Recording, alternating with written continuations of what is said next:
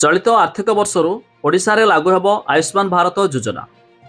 आपण माने जानिछंती राज्य में खूब शीघ्र बंद हेब बीएसकेवाई कार्ड। यह बदल में आरंभ हेब आयुष्मान भारत जन आरोग्य योजना।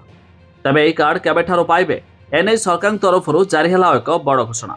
जानवा पूर्व वीडियो को लाइक करंतु, सब्सक्राइब करनथिले एबे सब्सक्राइब करी पाखर थिबा घंटी चिन्ह को दबाई दियंतु।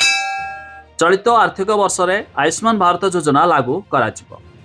एने सूचना देछंती स्वास्थ्य मंत्री मुकेश महालिक। से कहिसंती चलित आर्थिक वर्ष शेष सुधा आयुष्मान भारत योजना पार्ट 1 और पार्ट 2 ओडिशा रे लागू करिया पई आमे प्रस्तुत चलाइछु।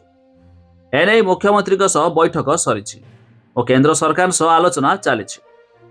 चलित आर्थिक वर्ष शेष सुधा कार्ड इश्यू करने सह योजना शुभारंभ कराजिबो। उभय आयुष्मान योजना और गोपबंधु जन आरोग्य योजना गोटे कार्ड हेबो। 3.5 कोटी लोकंको मिलिबो स्वतंत्र कार्ड।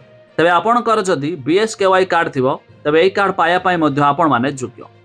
खाली सेतिकि नुहे, जेमानकर नूतन राशन कार्ड रे आवेदन करथिले अर्थात जेमानकर राशन कार्ड रे नाम अछि सेमानकु मध्ये मिलिबाकु जाउछि केंद्र सरकार तरफरु शुभारंभ होइथिबा आयुष्मान योजना और राज्य सरकार तरफरु गोपबंधु जन आरोग्य योजना मिसी गोटे कार्ड शुभारंभ हेबो, जाकि बीएसकेवाई कार्ड बदल रे एही कार्ड लागू हेबो।